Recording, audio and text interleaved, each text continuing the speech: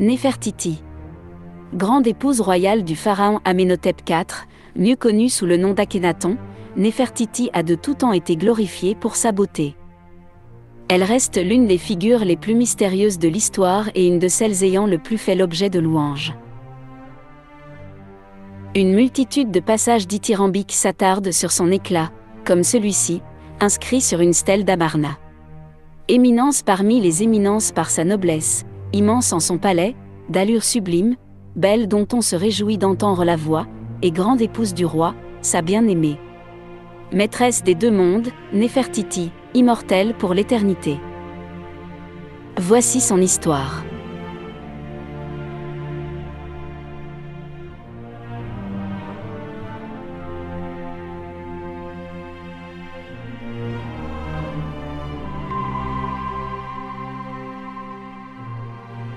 La gloire de Néfertiti a refait surface le 6 décembre 1912, lorsqu'un archéologue allemand, Ludwig Borchardt, a découvert un buste à son effigie dans les ruines d'Amarna.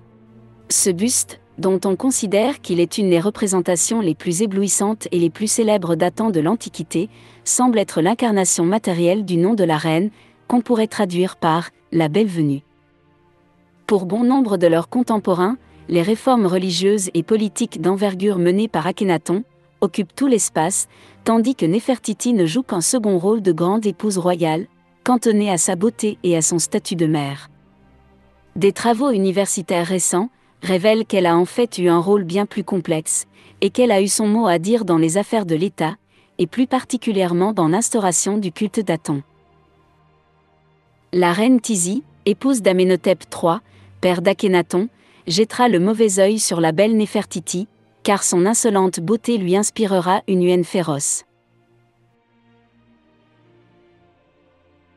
Bien que n'étant pas la mère d'Amenhotep IV, elle fut la très jeune captive et princesse mitannienne, à s'installer à la cour de Pharaon. Tizi séduira Amenhotep III, qui en fera sa favorite, et dès lors, son rôle de reine et d'ensorceleuse sera officiel. La jalousie dévorera donc la vieille reine africaine Tizi, et en réaction Néfertiti, la belle au très fin, décidera de ne plus adorer Hathor, le dieu préféré de la reine-mère. Alors s'insufflera l'idée du monothéisme, et Amenhotep IV, après avoir changé son nom en Akhénaton, va progressivement d'abord, puis plus brutalement ensuite, imposer la première religion énothéiste connue de l'histoire, privilégiant le culte du disque solaire Aton. Le couple royal décidera alors de la construction de la cité d'Amarna, située en terre vierge, et cette nouvelle capitale bâtie par le pharaon Akhénaton et sa reine, rayonnera dans toute l'Égypte.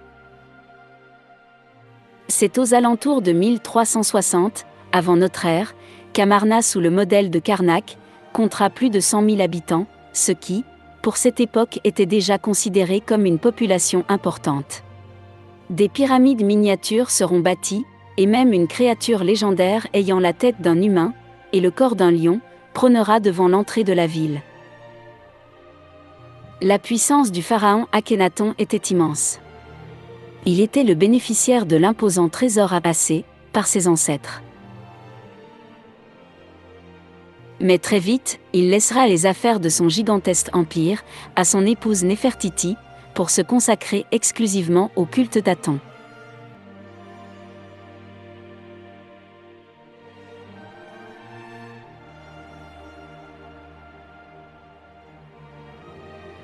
La reine sera en quelque sorte l'architecte en chef pour la construction de la cité d'Amarna. Elle mènera aussi 2 guerres, dont une contre une incursion soudaine et récurrente du belliqueux peuple hittite. Akhénaton est comme possédé par le dieu rayonnant, Aton.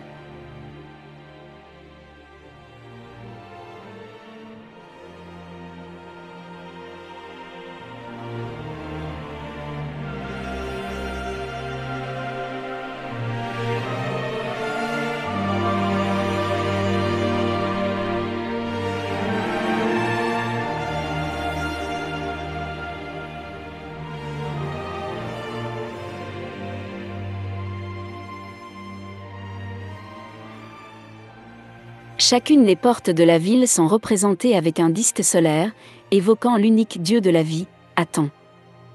Alors, êtes-vous partant pour une petite visite privée? Si c'est le cas, suivez-moi.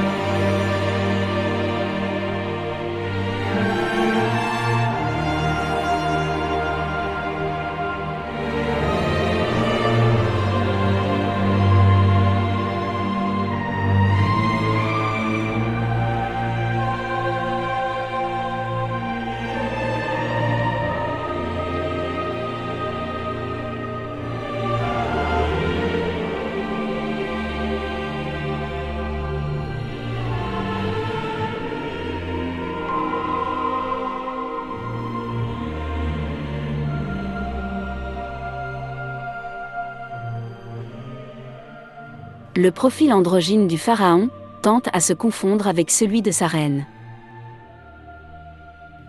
Néfertiti, seul maître du royaume, mènera à une lutte intense contre les prêtres, qui, en cachette, continueront à honorer tous les dieux de l'Égypte. La reine mère Tizi, enfin meurt, sans oublier d'avoir prononcé une malédiction à l'encontre de son beau-fils, le pharaon Akhenaton. Il y aura aussi un autre mauvais sortilège pour la reine Néfertiti, qui, pour le coup, ne semblait pas vieillir. Néfertiti, devenue une érudite, connaissait bien les usages du livre des morts et certaines formules magiques incantatoires, tentant d'annuler les sortilèges.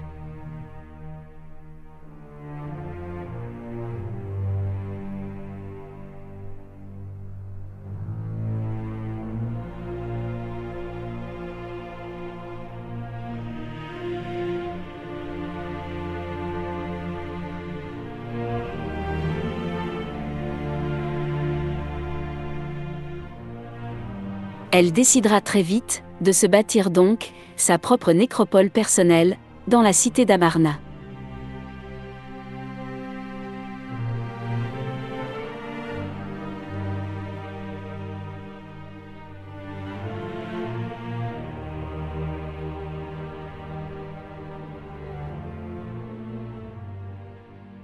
Mais l'ombre de la reine Tizi plane.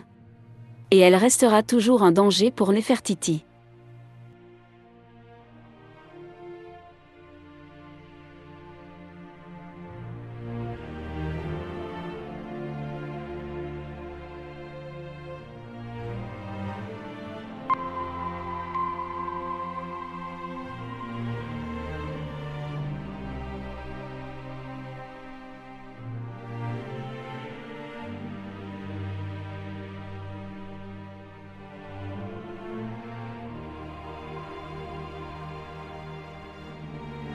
Les années passent, et Akhenaton, devenu l'ombre de lui-même, ne sort plus de son palais.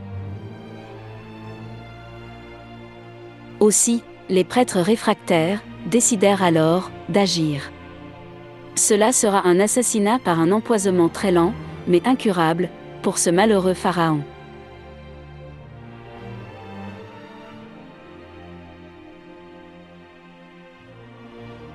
Plusieurs jours seront nécessaires à son trépas. C'est alors que dans un dernier souffle, qu'il nommera sa femme, Néfertiti, pharaon de Basse et de Haute-Égypte.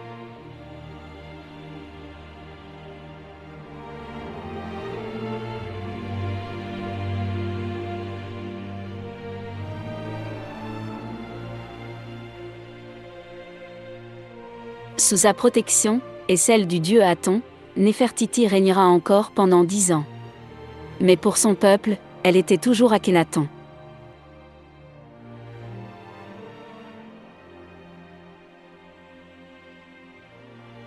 Ainsi ses traits de visage devenaient très semblables à celui de son défunt mari.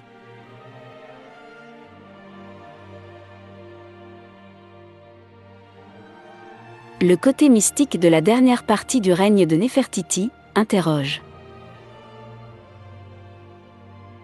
Bien que la dynamique ne soit plus de mise, le peuple restera encore à Amarna.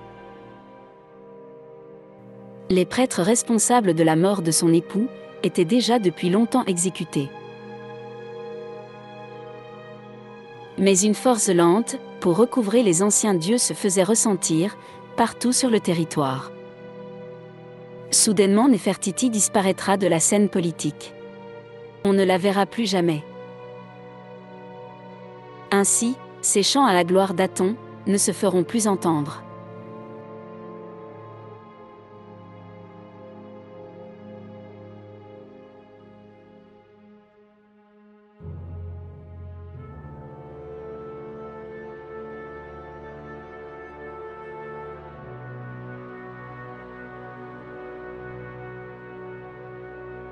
Une première migration de dignitaires quittera Amarna, pour un retour aux sources, donc direction Karnak.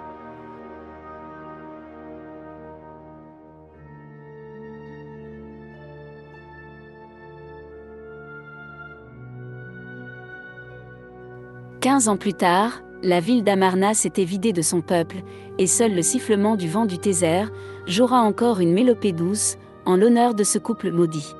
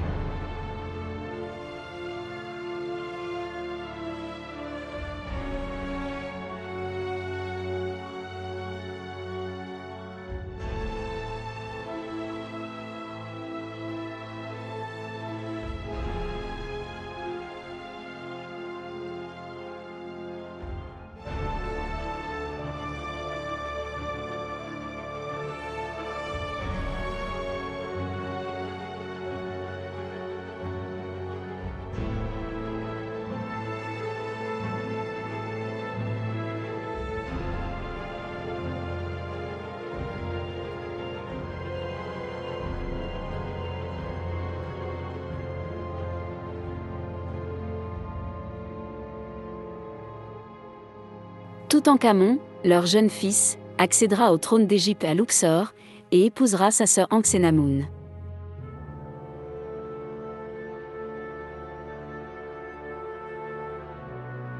Mais aussi, il tombera éperdument amoureux d'une jeune Mitannienne, rencontrée sur le champ de bataille. D'aucuns pensent qu'elle était la réincarnation de la reine Tizi, d'autres qu'elle pourrait avoir un lien avec la malédiction de Toutankhamon. Amarna sera rayée de la carte. Grande épouse royale du pharaon Akhenaton, Néfertiti a de tout temps été glorifiée pour sa beauté. Ses successeurs feront tout pour effacer son nom et son héritage. Leur histoire restera enfouie durant des millénaires. La découverte au début du XXe siècle du buste de Néfertiti est devenue un symbole de la beauté féminine. Cette stèle apportera à l'ancienne reine une notoriété mondiale, et son allure sublime marquera à jamais le restant de l'humanité.